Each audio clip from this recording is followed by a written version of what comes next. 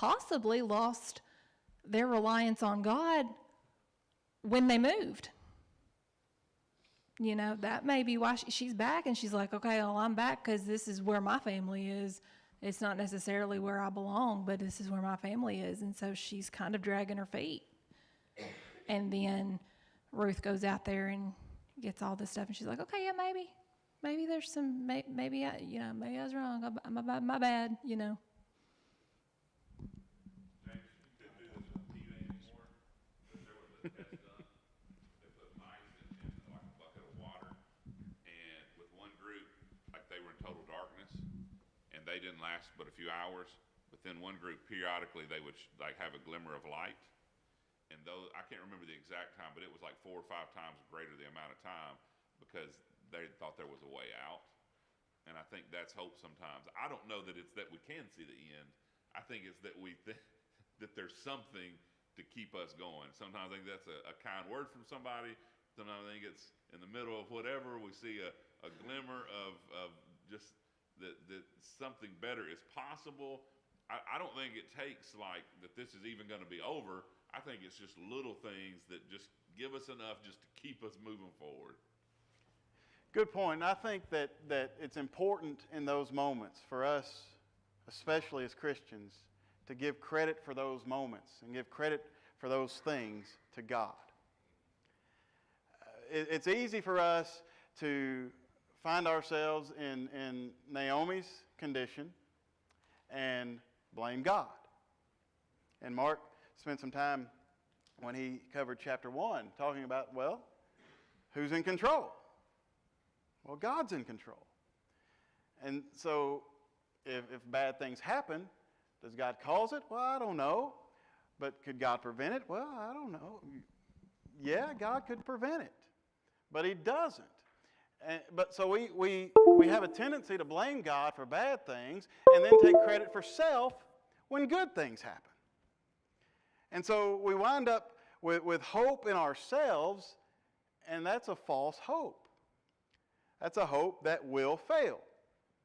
So when those moments come, when those glimmers of light come shining through, it's important for us to give the credit to God. And that keeps our hope strong, and that keeps our hope secure. Who or what was Naomi and Ruth's newfound hope founded in? Was it in the grain? Maybe a little, but more so in Boaz, right? It was more in the man Boaz than it was the blessing or the gifts that he was giving to these women.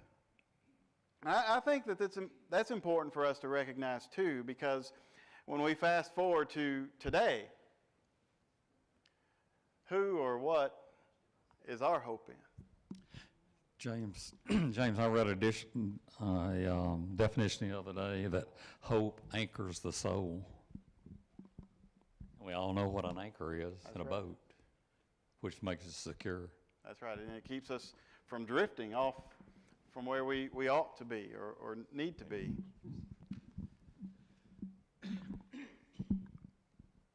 Who, I don't want to say who, because then you might think it's a person. What or who is, or where do we find our hope?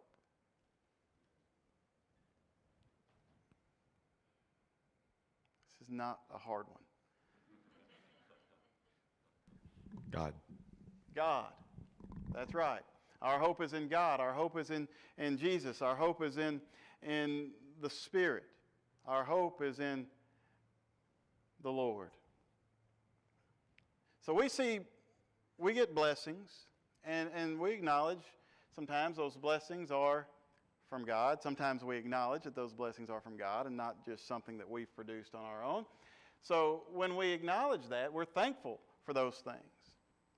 But do we find ourselves ever hoping just for more of these blessings? Or do we find ourselves hoping for God? It's my hope that we find ourselves hoping for God. That's Peter says in 1 Peter chapter 1, verse 3, that's through our faith in Jesus that we're born into a living hope. We need to be hoping in the Redeemer. And that's what Naomi and Ruth were doing. Naomi explains to Ruth this concept of a kinsman redeemer. And if you're interested in that, in the law, you can look at Leviticus chapter 25, verses 47 through 55.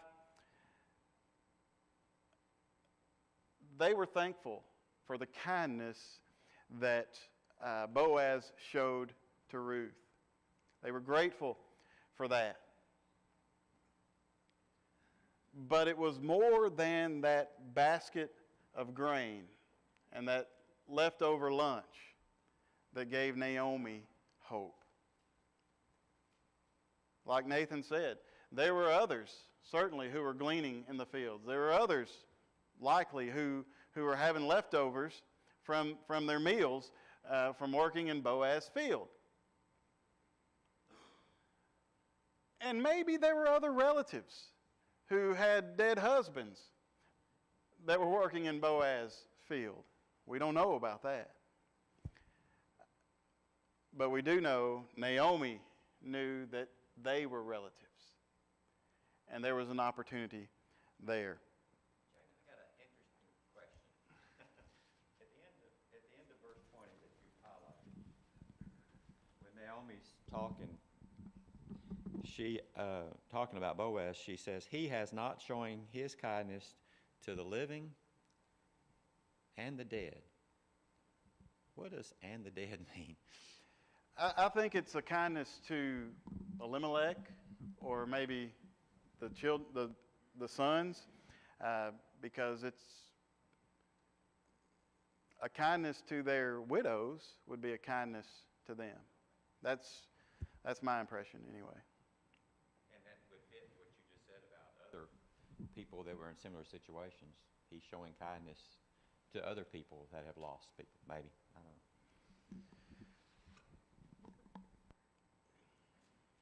Trying to sort through. There's a lot about this kinsman. Is that kind of like that baptism for the dead thing? I'm glad you didn't have the mic for that, Nathan. We can talk about that, but we'll hold that for 2 weeks. Mark will be teaching it. So when it came to these marriages and this Redeemer principle,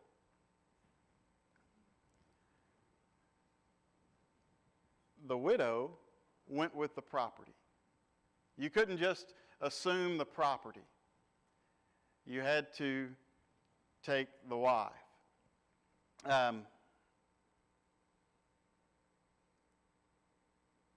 But then the family possessions and the land would all then be transferred to their name. And so if Boaz was to marry Ruth, he would have Ruth as his wife and all of her husband's and presumably father-in-law's property and possessions. That would be his. And I guess on one hand, if you're a relative, that you could see a good deal in some of that. But I don't know. Think about it for a minute. What if that was the way things were handled at someone's death these days? If you're a woman and your husband dies, here comes his brother. And if he has no brother, here comes his cousin. I'm not a woman. I don't know how I would feel in that situation. But it would be uncomfortable, at least in our society, but I don't think it was then. This was just the way things were. And it was part of God's law. But Naomi, as this chapter comes to a close, she begins to caution Ruth. Tells her, do what Boaz says. Stay with his women. If you go somewhere else, you might get assaulted. Bad things might happen if you go somewhere else. And so, as the chapter closes, she keeps busy. She does what her mother-in-law suggests.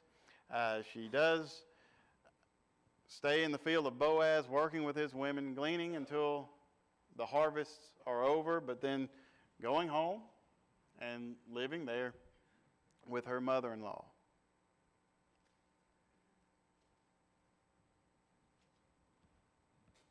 Do you have a Naomi in your life?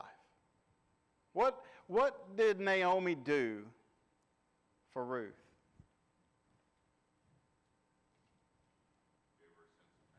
Gave her a sense of family. There's a good possibility that when Ruth married outside of her people cut her off.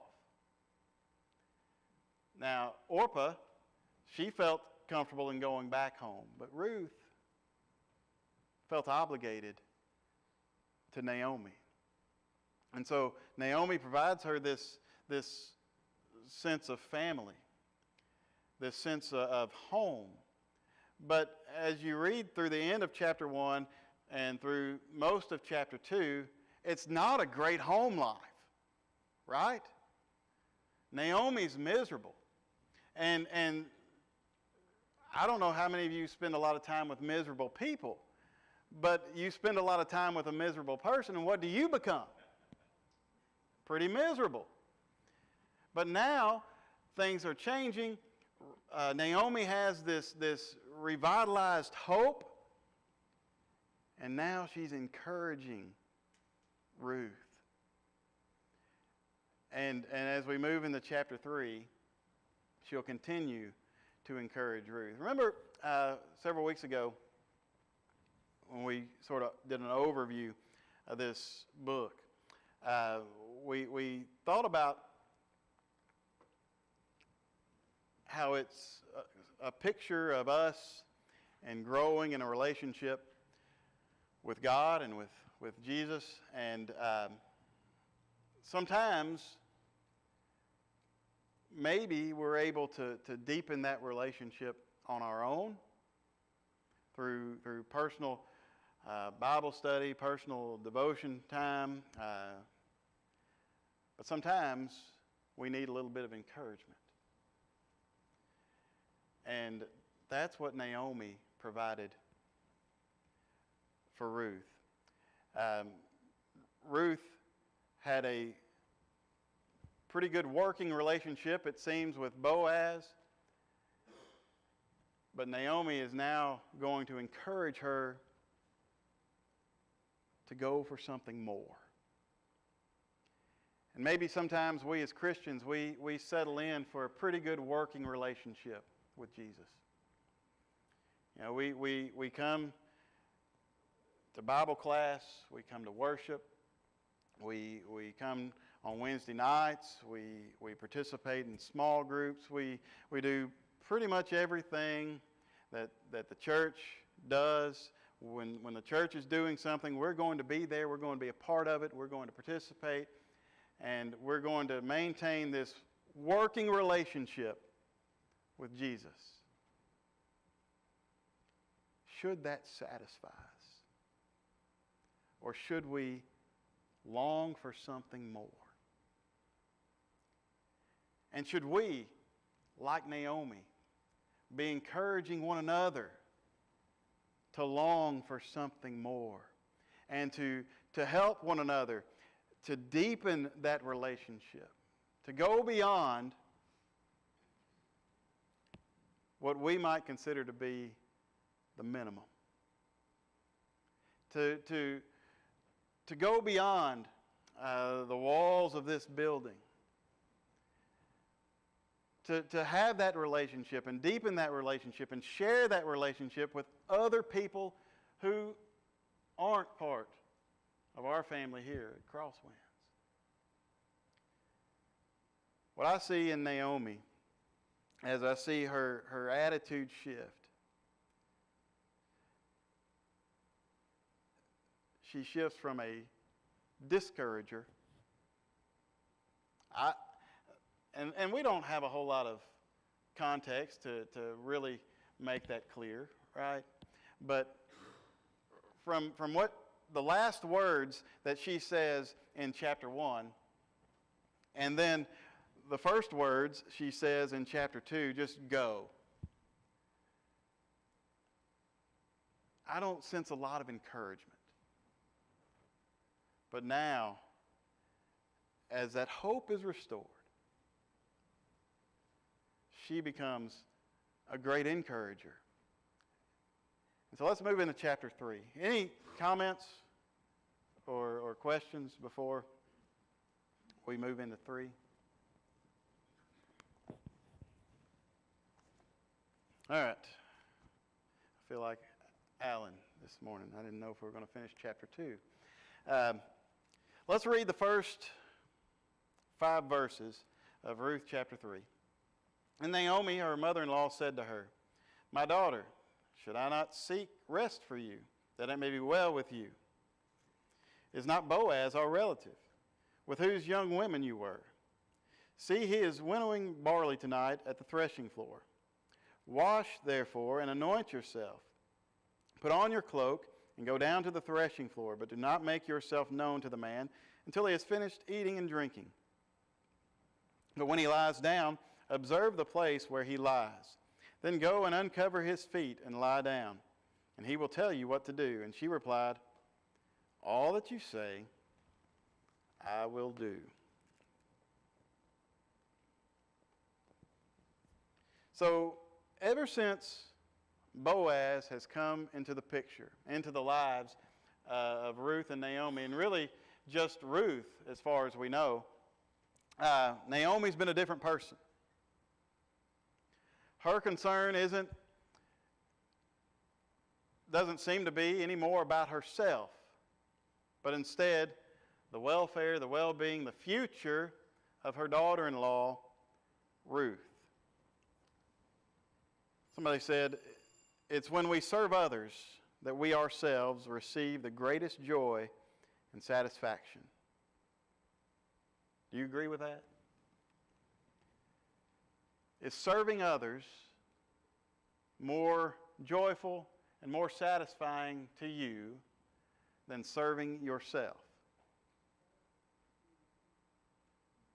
And that's the Christian way, right? Paul says in Philippians chapter 2, "Be humble, thinking of others better than yourself. Don't just think about your own affairs, but be interested in others too and in what they're doing." Jesus said it's more blessed to give than to receive. And I know that it doesn't always feel that way. And that's probably because we live in the present. And our minds are sometimes caught up in the present. And so it's hard for us to see the blessing when we're just giving away. When's it our turn, right? You ever feel that?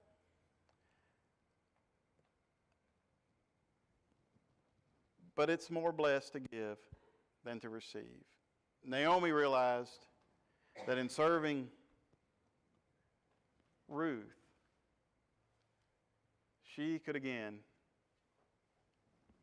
be blessed. And so, in these first 5 verses, we see Ruth preparing for a meeting with Boaz. Now, she's met Boaz before. She spent some time with Boaz before. I don't know how involved he was with the day-to-day efforts in the field. I don't know if he was out there watching over these people. He had people watching over people. So I don't know how involved he was in all of that. But she had met him. She had talked to him. And so what's special about this meeting? What do you think she normally would wear to when she may or may not have met Boaz in the field? Work clothes. That's right.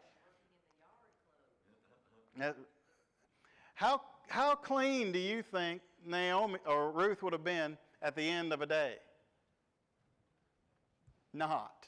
How pleasant do you think Ruth would have smelled at the end of the day? And in that circumstance, in that situation, at the end of a work day, in those clothes, in that filth, in that stench, how do you think Boaz would treat Ruth at the end of a work day? I think the pattern shows with kindness, with respect, even love to some degree, right? And so why would this meeting be different? Why would Naomi say, you know, Boaz is working tonight? What kind of condition do you think Boaz would be in? How nice would his clothes be? How clean would they be? How clean would he be? Probably not very. So why would Ruth need to prepare differently for this meeting than for any other?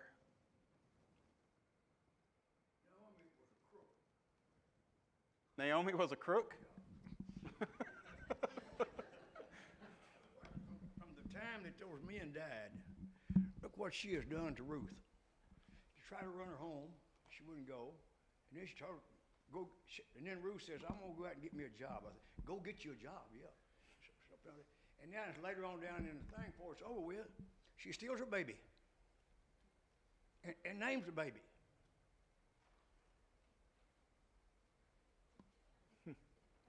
So what has Naomi done good for Ruth? Ruth done everything Naomi told her. She even told her when to take a shower.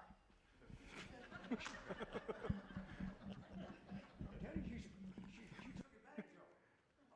All Naomi looking for is herself. Well, we'll talk more about that. And we'll even talk about it next week. We won't even save that one for Mark. But that is a way to look at it. And it may be the right way to look at it.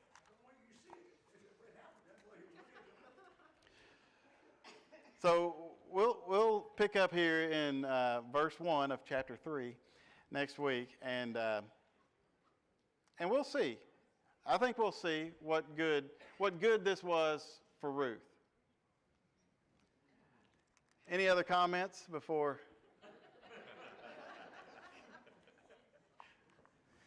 Thank y'all for your discussion and your attention.